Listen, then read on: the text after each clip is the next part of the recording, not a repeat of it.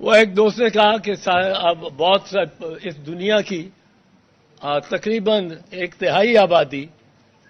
حضرت عیسیٰ کا انتظار کر رہی ہے، اور پاکستان میں نون لیگ اور پی ڈی ایم قاضی فیض عیسیٰ کا انتظار۔ اب یہ قاضی فیض عیسیٰ سے بھی زیادتی ہے۔ قاضی فیض عیسیٰ کو انہوں نے پہلے سے اس کے ماتھے پہ مور لگا دی ہے کہ یہ مسلم لیگ نواز کا بندہ ہے، اور ہم بڑے خوش ہیں جب آئیں گے اور سب کچھ بدل جائے گا۔ یہ فیصلے جو عمر عطا بندیال کر کے جائیں گے، اگر کیے انہوں نے، اور میری دعا ہے کہ وہ کریں، تو یہ سارے سیٹیسفائیڈ ہو جائیں گے، اور بس وہ ہمارا جائے ہمارا، اور پھر میاں صاحب بھی آ سکیں گے۔ بھائی میاں نواز شریف اگر اپنے بھائی کی حکومت میں نہیں آیا، اپنا بھائی پرائم منسٹر ہو، اس سے زیادہ کیا اس کے لیے ماحول سازگار ہو سکتا ہے واپسی کے لیے؟ پر ہماری توقع ہماری عدلیہ سے بھی ہے، اور سپریم کورٹ میں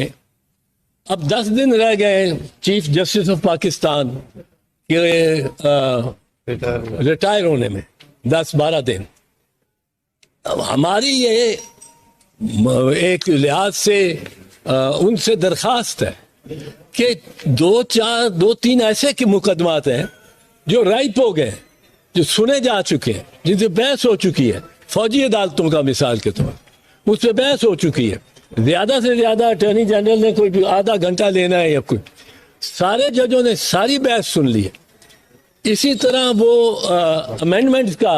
جو پٹیشن ہے، وہ پریکٹس اینڈ پروسیجر ایکٹ، یہ ایسے معاملات ہیں جن کو اب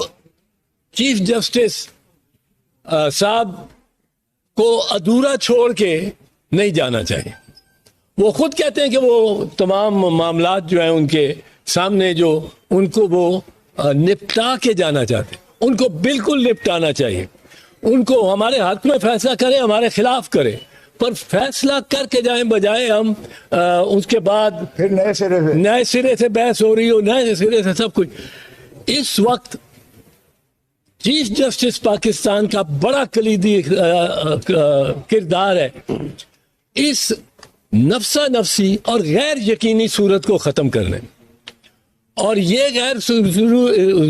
غیر یقینی صورتحال صرف اور صرف چیف جسٹس عمر عطا بندیال صاحب کے اس فیصلے سے، یہ فیصلہ نہیں کہ فیصلہ ہمارے حق میں ہوتا ہے یا خلاف ہوتا ہے، فوجی عدالتوں کے حق میں یا خلاف، پر اس فیصلے سے ہوگا کہ یہ بینچ بنے، ٹائم بہت تھوڑا رہ گیا، اور بینچ بنے اور بینچ فیصلہ کرے۔ آگے یہ قسمت ہے کسی کی کہ کوئی کارنیلیس کے روپ میں ابھرتا ہے، کوئی کارنیلیس کے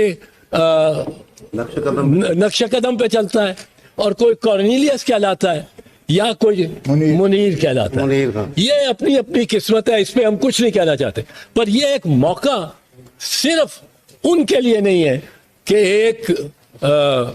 اپنی فائنل اننگز میں، لاسٹ 2 اوورز میں وہ ایک میچ کو جیتے۔ یہ موقع قوم ڈیمانڈ کرتی ہے، قوم بہت تذبذب میں فوجی عدالتوں پہ، قوم بہت تذبذب میں ہے ان امینڈمنٹس ترامیم پہ، جو قوانین جن کو ہو سکتا ہے قاضی فیض عیسیٰ صاحب آ کے تسلیم ہی نہ کریں، کیونکہ بینچ ہی نہیں ٹھیک بنے، پر یہ عمر عطا بندیال صاحب سے ہم درخواست کرتے ہیں، عوام توقع رکھتے ہیں کہ اس بے یقینی کو وہ اپنے قاضی فیض عیسیٰ کو انہوں نے پہلے سے اس کے ماتھے پہ مور لگا دی ہے کہ یہ مسلم لیگ نواز کا بندہ ہے، اور ہم بڑے خوش ہیں جب آئیں گے اور سب کچھ بدل جائے گا۔ یہ فیصلے جو عمر عطا بندیال کر کے جائیں گے، اگر کیے انہوں نے، اور میری دعا ہے کہ وہ کریں، تو یہ سارے سیٹیسفائیڈ ہو جائیں گے، اور بس وہ ہمارا جائے ہمارا، اور پھر میاں صاحب بھی آ سکیں گے۔ بھائی میاں نواز شریف اگر اپنے بھائی کی حکومت میں نہیں آیا، اپنا بھائی پرائم منسٹر ہو، اس سے زیادہ کیا اس کے لیے ماحول سازگار ہو سکتا ہے واپسی کے لیے؟ میاں نواز شریف نے، میری رائے ہے، نہیں آنا، انہوں نے وہ جب تک اگر عمران خان کو تو کہتے ہیں نا کہ آپ صرف کال کوٹری میں نہ ڈالیں زیر زمین، جب پہنچ جائے تو پھر ہمیں بتائیں، پھر ہم چلیں گے جہاز پہ بیٹھیں گے. اب وہ زیر زمین سے بھی جب ہوگا تو اس سے بھی ڈرتے رہیں گے، وہ خائف ہے. آپ نے دیکھا جس دن یہ فیصلہ آیا عمران خان کو اس کا ضمانت کا اور سسپینشن آف سینٹنس کا، تو ان دونوں بھائیوں نے لندن میں ایک پریس کانفرنس پریس سے خطاب کیا اور یہ ہبے اڑے ہوئے تھے، چہروں سے نظر آتا تھا، وہ ڈر رہے تھے کہ یہ کیا ہو گیا، ہمارا دشمن رہا ہو گیا. یہ ایک منٹ، اگر آپ دیکھیں تو کوئٹہ میں ایک رزاق شر کا قتل ہوتا ہے، جو خود اس کی بیوہ اور فیملی کہہ رہے ہیں کہ یہ تو ان کے جو ہے فیوڈز ہیں، ان کے اپنے خاندانی جو ہے 6 قتل 7 قتل ہو چکے ہیں. اس میں بھی عطا اللہ تارڑ صاحب نے سارے آپ کے چینلز کے پروگرام سارے معطل کر کے ابھی شاید سے پہلے ابھی ان کو دفن نہیں کیا گیا، اور وہ P S to P M تھے، یعنی یہ شہباز شریف بول رہا تھا، اس نے پہلے ہی آ کے کہنا شروع کر دیا کہ یہ عمران خان نے قتل کروایا ہے، عمران خان نے اپنے گونز بھیجے ہیں، عمران خان ہی ملزم ہے، عمران خان کو پھانسی دی جائے. یہ اس کی جو ذہنیت ہے، اس سے آپ اندازہ کر لیں کہ کس حد تک یہ جا سکتے ہیں سیاست میں عطا اللہ تارڑ اور